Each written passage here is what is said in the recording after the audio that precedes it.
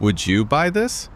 This is the 2026 Tesla Model Y Standard, the cheap one, the one everybody's been begging Tesla for.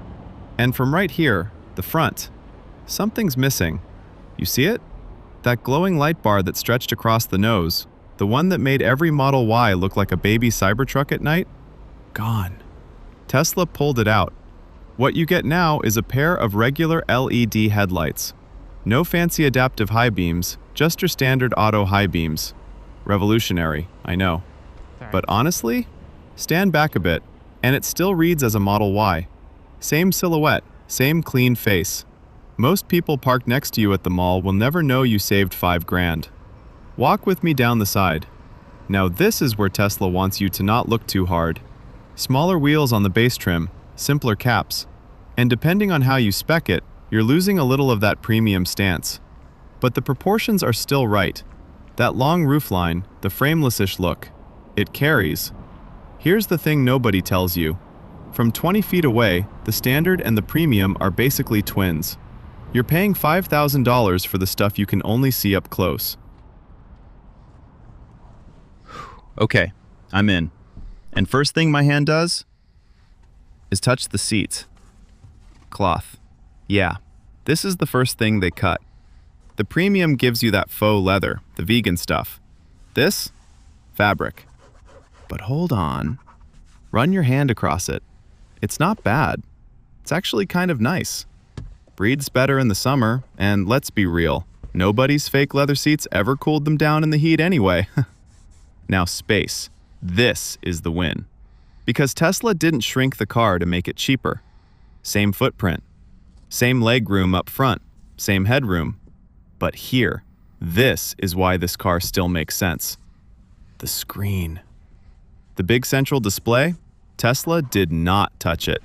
Same size, same resolution, same lightning-fast software you get in the $47,000 version. Navigation, the games, the Tesla app integration, over-the-air updates, all here.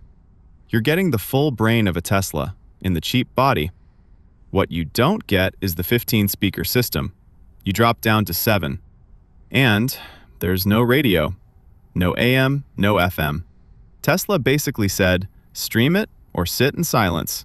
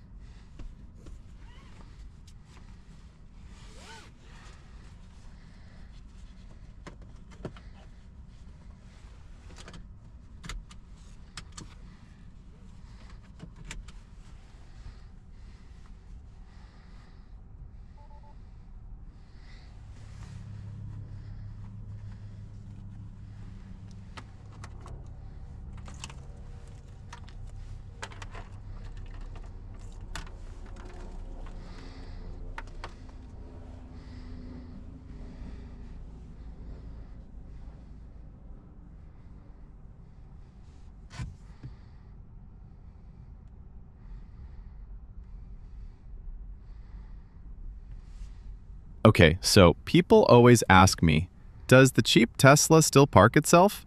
Let's find out. Right now. So I'm rolling slowly past this spot, and the car is doing the thing. It's scanning. Cameras only, no fancy sensors, just vision. And there it is, the screen lights up. Auto park available. Quick note though, this isn't free on the Standard. It comes bundled with full self-driving, and every new car gets a 30-day trial, so mine's active. We're living that trial life. Now, here's what matters for this version specifically. The Standard uses the exact same vision system, the same software brain we talked about earlier. So the parking experience? Identical to the $47,000 Premium. You are not paying more for a smarter park. You're paying for seats and speakers, remember? So if you finance the FSD or grab it on sale, the baby Tesla parks itself just as cleanly as its rich cousin. And that is kind of the whole point of this car. Okay, we're moving. Smooth. And this is the conversation that actually decides if you buy this car. Battery, range, charging, So the Standard runs a slightly smaller battery than the Premium. Tesla quietly shrank it. And the range? 321 miles. The Premium does 357. So yeah, you lose about 36 miles. Roughly one trip to the mall and back. Truly life-altering. But here's where Tesla still bullies everybody. Charging. This thing fast charges at around 225 kilowatts. Plug into a supercharger, grab a coffee, and you're basically full before the cup's empty. And the network, that's the real flex. Superchargers are everywhere. They just work. No apps, no praying the plug is broken. At home, overnight on a wall charger, you wake up full. Every single day. That's the part people who've never owned an EV don't get. Now, let's talk competition. Because the one car I'd actually make you cross-shop? The Toyota BZ. No, seriously, the 2026 BZ went and did its homework. Official range is 314, but in real-world testing it pulled 331 miles. That's more than this Tesla. And Toyota finally put a Tesla-style charging port on it, so it can sip from the same network. The catch? It charges slower, about 150 kilowatts versus Tesla's 225. So on a road trip, the Tesla's back on the highway while the Toyota's still making friends at the charging station. But if you want Toyota reliability, a more normal cabin with actual buttons, and you mostly charge at home, that BZ is a genuinely smart buy. I said what I said. But Ahmad, what about luxury? What about the Lexus RZ? Yeah, about that. The Lexus is gorgeous, it's plush, it's got that badge. But the all-wheel drive version? 261 miles of range. Less than this base Tesla. And it starts around $47,000. That's premium Tesla money. So you're paying more to drive less far. You're buying the leather and the quiet. Which, hey, no shame, some people want that. But on pure range per dollar, it's not close. Okay, everyone's first question when they hear single-motor, rear-wheel drive. Is it slow? On paper, that's nearly a second and a half slower than the Premium.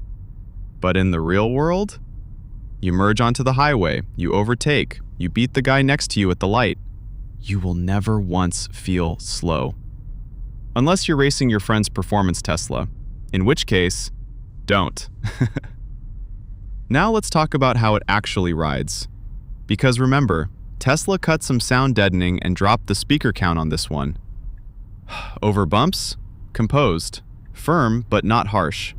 Feels like a Model Y, because it is a Model Y underneath. But listen, at highway speed, you do get a little more road noise creeping in than the Premium. Is it dramatic? No. Would you notice it if I hadn't just told you? Probably not. But now you can't unhear it. You're welcome. Alright, that's the cheap Tesla, top to bottom. And now I want to hear from you.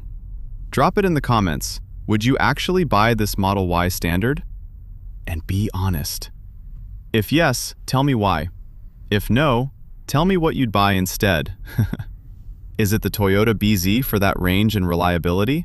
The Lexus if you want the luxury badge? Or something completely different, something with a little more fire in it? I read every single comment. So tell me what car you'd put your own money on. And if this review helped you out, smash that subscribe button. I review every car worth talking about right here on Digital Garage Review. The smart buys, the overpriced traps, all of it. You don't want to miss the next one. That's it for me. You pick the next car, I'll go drive it. See you in the next one.